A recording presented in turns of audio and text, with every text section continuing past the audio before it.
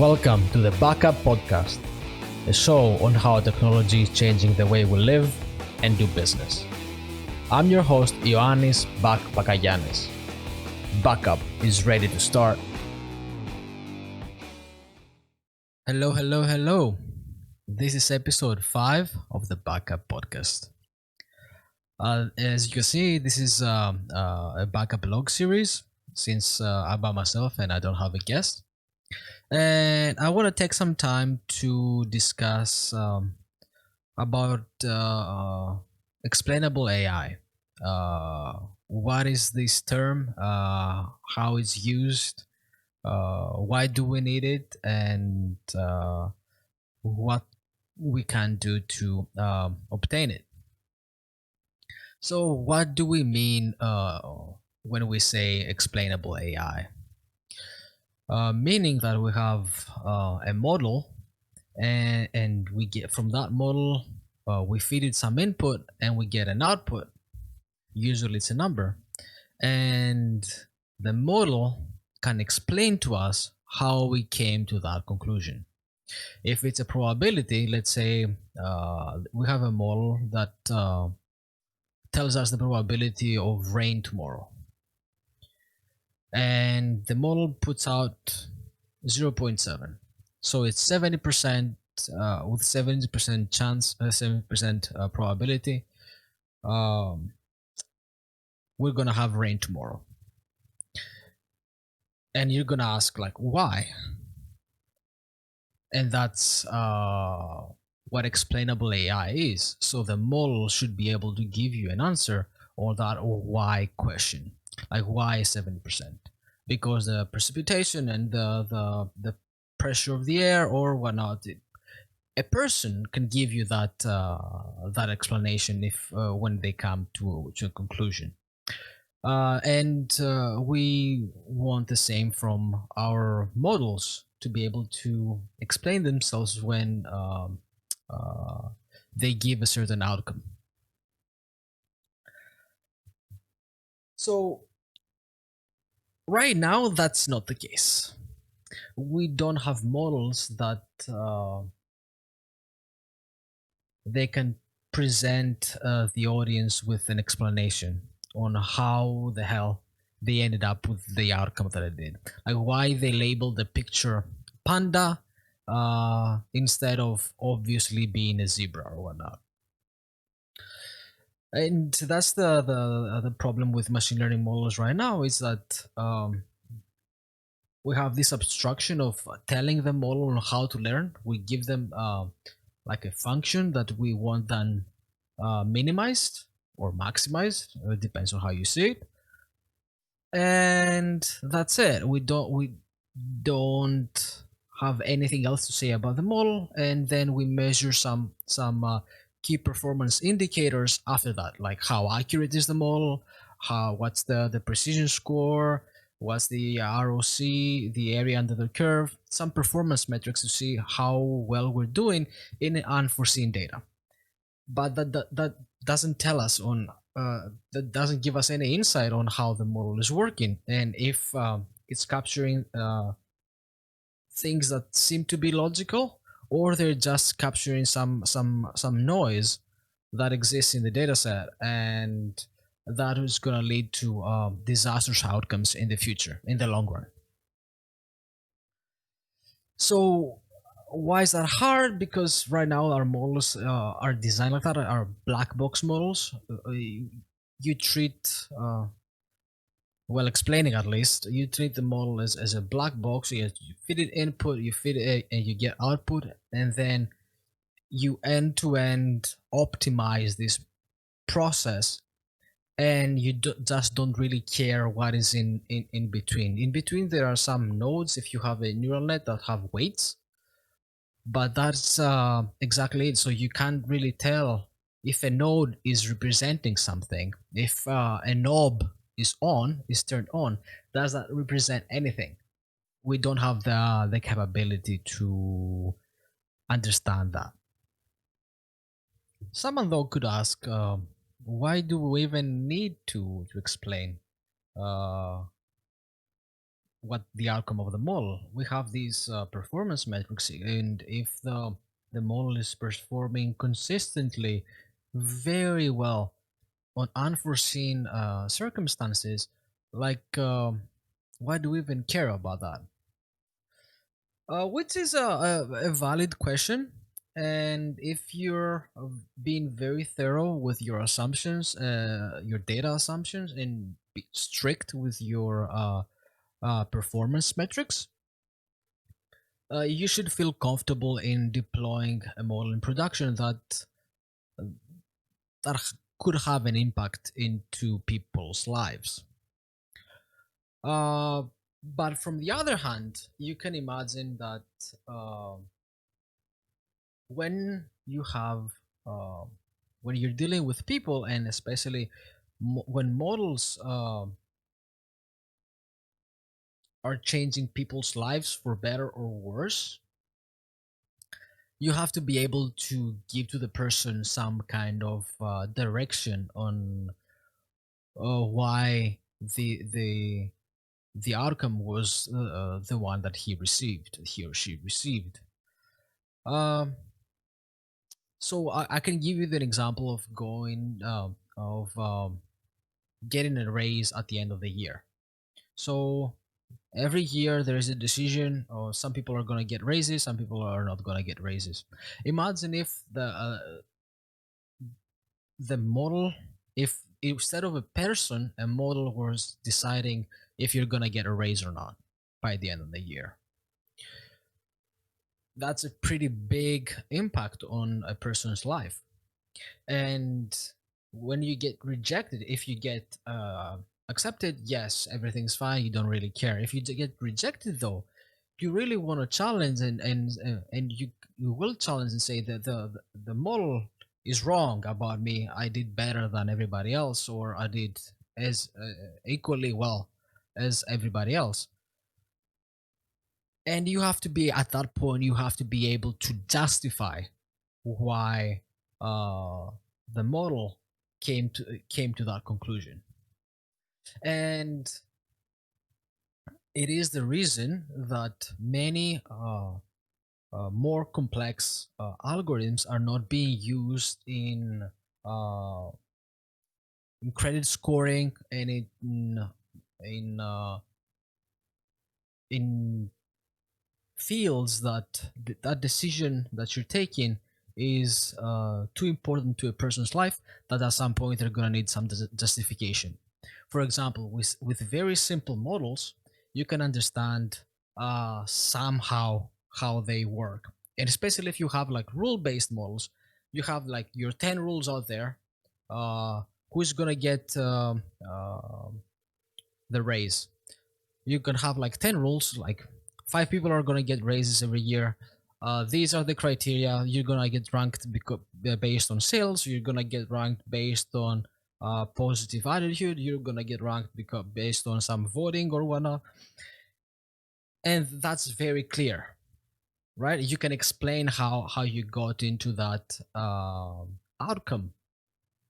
But when you come to these black box models and these highly complex models, you don't have that capability of giving that answer. And we have to, you have to go there if you want to have a major job adoption of AI. You're gonna have people, and rightfully so, challenging the machine learning models based on their outcomes.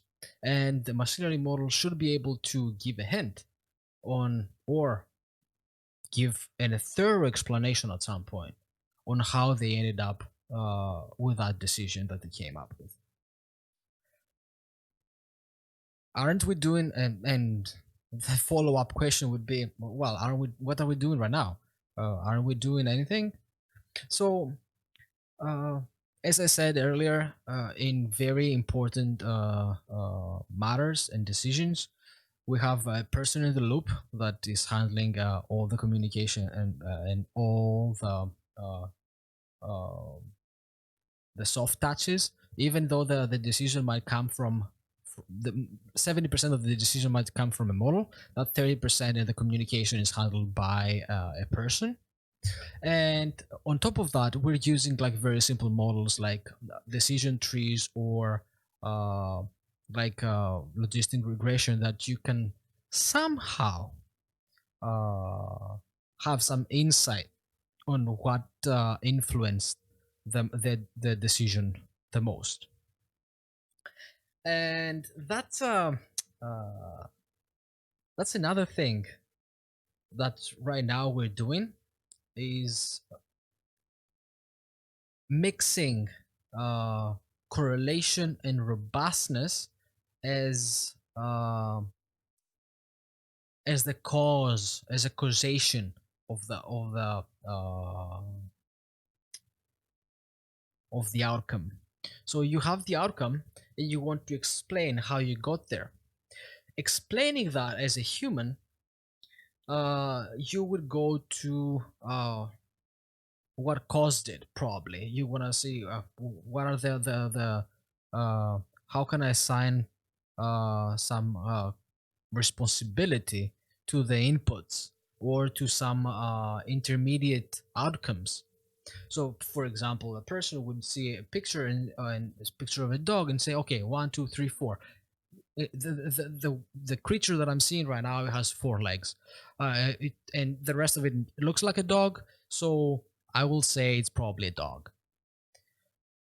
But that's not the case with what we're doing right now, which is we have the input and we're saying what could potentially influence the input the most, influence the output, the input in influencing output. That's what we deem as very influential as and as a cause and effect outcome, which is not the case. So let me give you an example like correlate where correlation is not causation. Um, Imagine I wake up every Sunday at 10 a.m. and I eat breakfast at 11. And the weather on that Sunday is not that good, and around 11:30 it rains. Next Sunday, same. I have the same routine on every Sunday. Wake up at 10, eat breakfast at 11. I woke up at 10, ate breakfast at 11, and please don't judge my my hours. Just it's just an example. I don't really wake up at 10 and eat breakfast at 11. I don't even eat breakfast. Um, you can imagine every Sunday I wake up at 10, eat at 11, and it happens that we have a streak of very bad uh, weather for a prolonged time.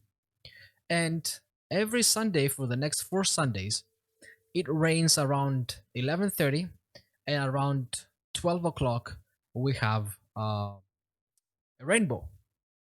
And one could ask, what are the causes of the rainbow? Well, let's see what happened before the rainbow appeared.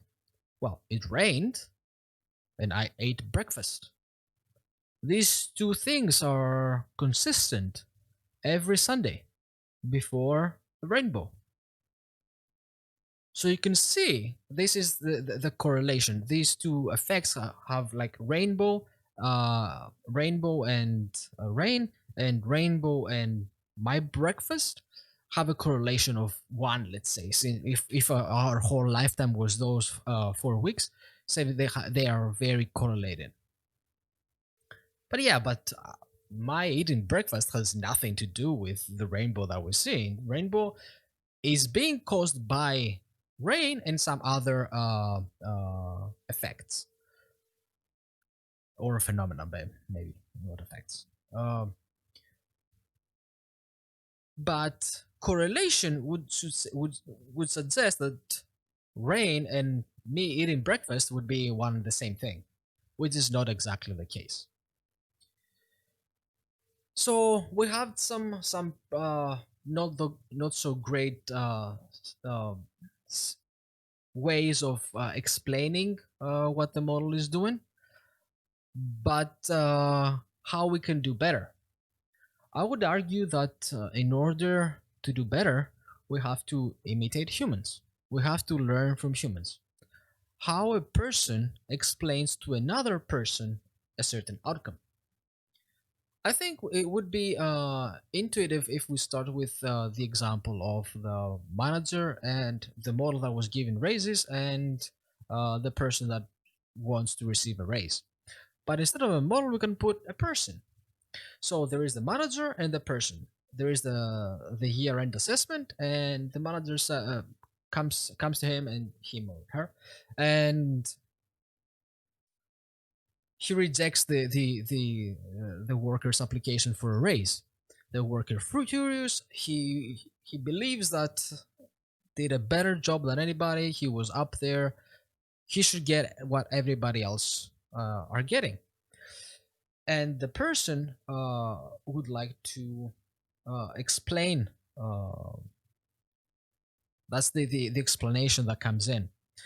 So first of all, the manager would go back in time and find instances that he could assign some causal responsibility, uh, meaning that you could find instances that people that they're getting the raises did better than him. They deserve it more than him, right? Reasonable enough. So you can tell that, oh, these people 1, 2, 3, 4, 5 did better than you this year.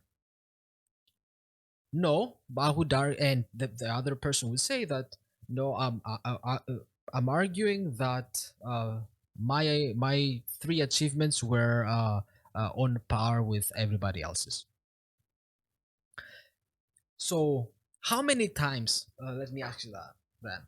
How many times you had a conversation with somebody and you ask yourself like, I'm not getting through that person. I'm not talking the same language with that person. Is he stupid or something? It's not that people are stupid, but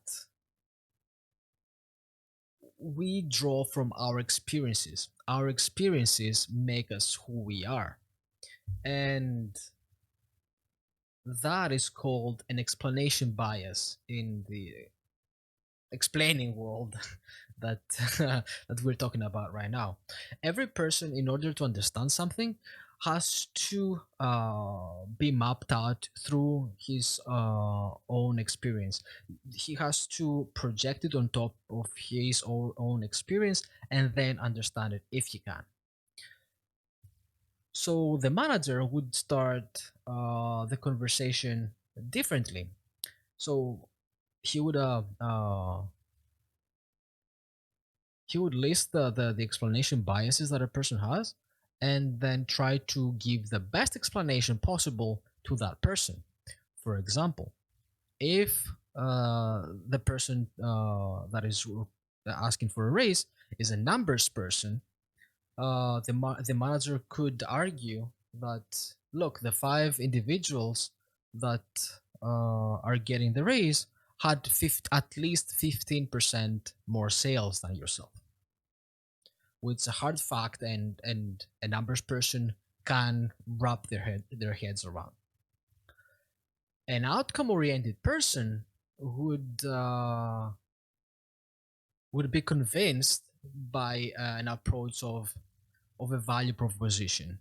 So the five people that are gonna get the raise helped our company gain 3% market share this year, and the person would understand based on their biases.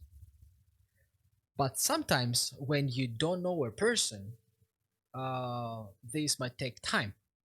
So if your manager, I assume that you interact with him or her on a daily basis, and she knows that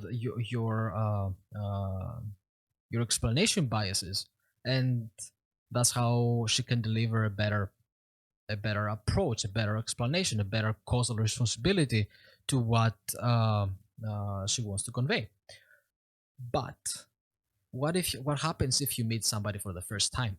And usually that's why first times, like, it's hard to have to vibe with the person on the first occurrence that you meet them, because it's hard to understand these biases that all people have.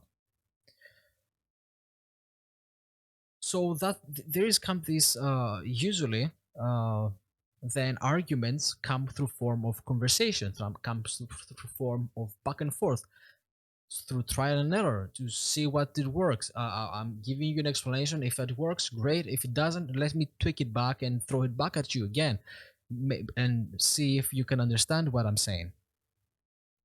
So the explanations, on their core, they're social.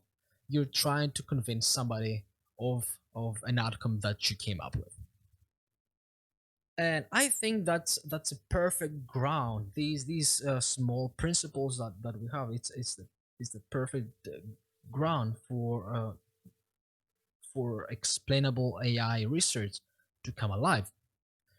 So we want to reach human level explainability. What do we need to do? I think first and foremost, we need to uncover these. We need the ability to uncover these causal chains. We need the ability to go through the model and pinpoint uh, some potential causal chains, some potential causes of the outcome. Of course, there are gonna be more than one, and some of them are gonna be outlandish, but we have to have the ability to create those causal chains. Secondly, we need to have the ability to convey an explanation to the audience.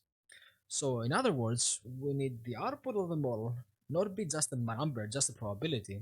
A probability doesn't tell me anything. Well, it might tell me something, but the person that gets rejected from uh, from a race by the end of the year wouldn't care less if it was zero point 0.3. Nah, you could almost got it, or zero point 0.1. You were like terrible. Uh, it's not. They're not gonna mean anything. It's probably yes or no to them. It doesn't tell them anything. So you need to have the ability to interact with people. So you need to the you we need to build human machine interfaces that they are intuitive, and we can have this social aspect of back and forth, and feeding the person information that they can understand. And then exploratory agents that optimize these causal chains that we do have the ability now to create, and optimize for the explanation bias um, that we get from the human machine interaction that we set it up beforehand. So that we need to have agents that they optimize the potential explanation based on the audience that we have out there, and through that social feedback. I believe it's paramount to start working towards explainable AI, uh, for the people to feel more comfortable, and for AI practitioners to hold ourselves accountable for the outcome of the for the outcomes of the model that we build.